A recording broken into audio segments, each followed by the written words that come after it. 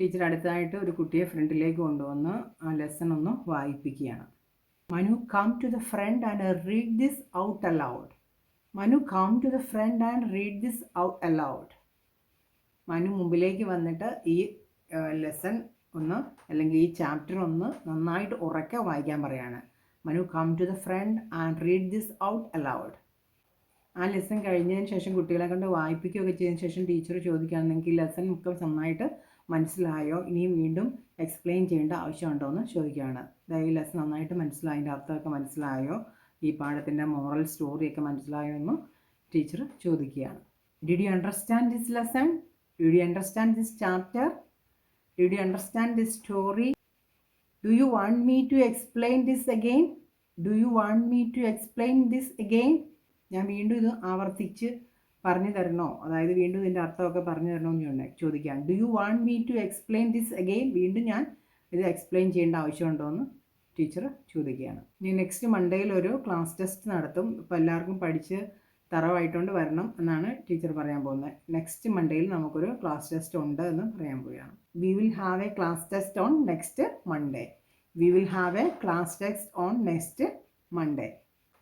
Prepare well and write the exam properly. Prepare well for the class test. Prepare well for the class test. Next day teacher class ടെസ്റ്റിൻ്റെ result കാണിക്കുകയാണ്. I have brought you the test results. I have brought you the test results. I will give them to you in a moment. I will give them to you in a moment. ഇപ്പോൾ തന്നെ ഞാൻ ആ answer sheet തരാൻ പോവുകയാണ്, അല്ലെങ്കിൽ test paper book തരാൻ പോവുകയാണ്. അപ്പോൾ നിങ്ങളത് ടീച്ചേഴ്സ് കുട്ടികൾക്ക് ബുക്ക് കൊടുത്തു വിട്ടിട്ട് പറയും, ആൻസർ ഷീറ്റ് അല്ലെങ്കിൽ ടെസ്റ്റ് പേപ്പർ ബുക്ക് വീട്ടിൽ കൊണ്ട് കാണിച്ചിട്ട് പേരൻസിൻ്റെ സിഗ്നേച്ചർ വാങ്ങിച്ചുകൊണ്ട് വരണം. അതായത് ഇവരുടെ മാർക്ക് കുട്ടികളുടെ മാർക്ക് പേരൻസ് കണ്ടിട്ട് അതിൻ്റെ സൈൻ വാങ്ങിച്ചുകൊണ്ട് വരണമെന്ന് പറയുകയാണ്. Please have your parents signature and bring them back tomorrow. Please have your parents signature and bring them back tomorrow. കുട്ടികൾക്ക് ആൻസർ ഷീറ്റ്സ് കൊടുക്കുമ്പോൾ, ടെസ്റ്റ് പേപ്പർ ബുക്ക് കൊടുക്കുമ്പോൾ എന്തൊക്കെയാണ് ടീച്ചേഴ്സിന് പറയാൻ പറ്റുന്ന സെൻറ്റൻസസ് എന്ന് നോക്കാം. അപ്പോൾ നന്നായിട്ട് വർക്ക് ചെയ്ത കുട്ടികൾ, നന്നായിട്ട് ഫുൾ മാർക്കും കിട്ടിയുള്ള കുട്ടികളോട് പറയാം great, good work, keep it up എന്നൊക്കെ നമുക്ക് പറയാം. Good job, great, great work, good effort, അങ്ങനെ ഓരോ കാര്യങ്ങൾ പറയാം. അത് നമുക്ക് എഴുതി വിടാം. നമ്മൾ റിമാർക്സ് ആയിട്ട് ടെസ്റ്റ് പേപ്പർ ബുക്കിൽ നമുക്കത് ഒക്കെ എഴുതി, ഈ റിമാർക്സ് ഒക്കെ എഴുതി വിടുകയും ചെയ്യാം.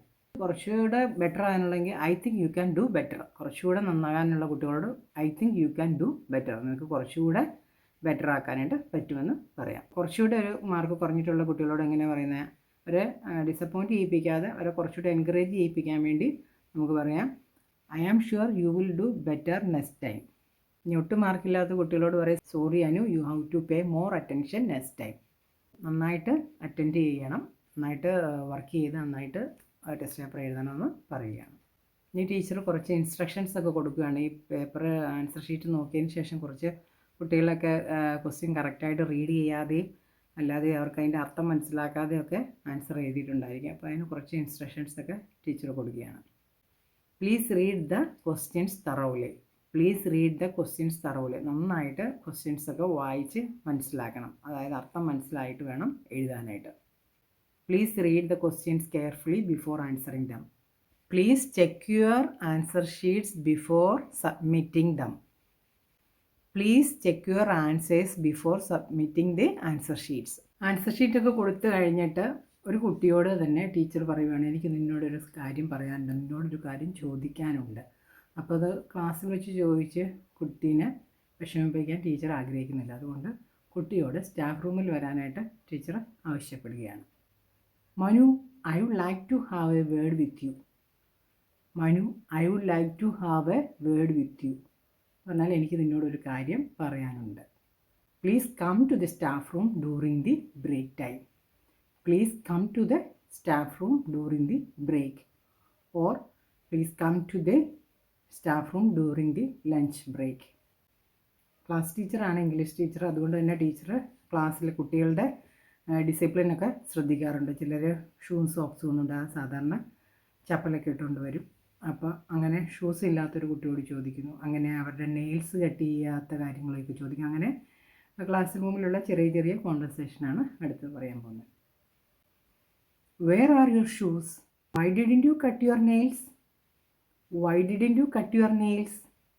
Where did you lose your book? Where did you lose your book? Why didn't you tell me before? Why didn't you tell me before? നിൻ്റെ ബുക്ക് എവിടെയാണ് നഷ്ടപ്പെട്ടത്? നീ എന്തുകൊണ്ടാണ് ഇതെന്നോട് നേരത്തെ പറയാഞ്ഞത്? ബുക്ക് വേറെ ആരെങ്കിലും കുട്ടികൾ എടുത്തോട്ട് പോയിട്ടുണ്ടെങ്കിൽ ടീച്ചർ ചോദിക്കുമായിരുന്നല്ലോ, അതുകൊണ്ടാണ് ചോദിക്കുന്നത്. നിൻ്റെ ബുക്ക് എവിടെയാണ് നഷ്ടപ്പെട്ടത്? ക്ലാസ് റൂമിലാണോ? അങ്ങനെയാണെങ്കിൽ ചോദിക്കാമായിരുന്നല്ലോ, നീ എന്തുകൊണ്ടാണ് എന്നോട് നേരത്തെ പറയാതിരുന്നതെന്നാണ് ടീച്ചർ ചോദിക്കുന്നത്. What time is it? What time is it? ഇപ്പോൾ സമയം എന്നായി കുട്ടികളെ? ബെല്ലടിക്കാറായോ എന്നൊക്കെ കുട്ടികളോട് ചോദിക്കുകയാണ്. ചുമ്മാ ഒരു കുശലാന്വേഷണം എന്നുള്ളൂ. What class is next? അടുത്ത ക്ലാസ് എന്താണ്? നിങ്ങൾക്ക് ഏത് പീരീഡാണ് അടുത്തത് വരുന്നത്? What class is next? ഇനി കഴിഞ്ഞ ദിവസത്തെ എന്തെങ്കിലും ഒരു അസൈൻമെൻ്റ് ഒക്കെ കുട്ടികൾ ചെയ്യാതെ വന്നിട്ടുണ്ടെങ്കിൽ, അല്ലെങ്കിൽ എന്തെങ്കിലും ഒരു അസൈൻമെൻറ്റിൻ്റെ ഡ്യൂ ഡേറ്റ് ആണെങ്കിൽ അന്നാണെങ്കിൽ ടീച്ചർ എങ്ങനെയാണ് ചോദിക്കുന്നത്? ഒരു കുട്ടി അസൈൻമെൻറ്റ് ചെയ്യാതെ വന്നിരിക്കുകയാണ്, അപ്പോൾ കുട്ടിയോട് എങ്ങനെയാണത് മിസ് ചോദിക്കുന്നതെന്ന് നോക്കാം. You are suppose to do this for today. ഇന്ന് നീ ചെയ്യേണ്ടതായിരുന്നു ഇത്. Didn't you know it was due today? Didn't you know it was due today? Please pay attention. Please pay attention. ഇനിയെങ്കിലും നീ ക്ലാസ്സിൽ ശ്രദ്ധിക്കുക, എങ്കിലേ ഉള്ളൂ ഏതൊക്കെ ദിവസങ്ങളാണ് അസൈൻമെൻറ്റ് വെക്കണം എന്നൊക്കെ അറിയാൻ പറ്റുള്ളൂ. Please pay attention. This is not the first time you made this mistake. This is not the first time you made this mistake. നീ ഇത് പലപ്പോഴും ചെയ്തിട്ടുള്ളതാണ്, നീ പലപ്പോഴും അസൈൻമെൻറ്റ് വെക്കാതെ വന്നിട്ടുള്ളതാണ്. അവനൊരു ഉഴപ്പനാണ്, അതുകൊണ്ടാണ് പറഞ്ഞത് this is not first time you made this mistake.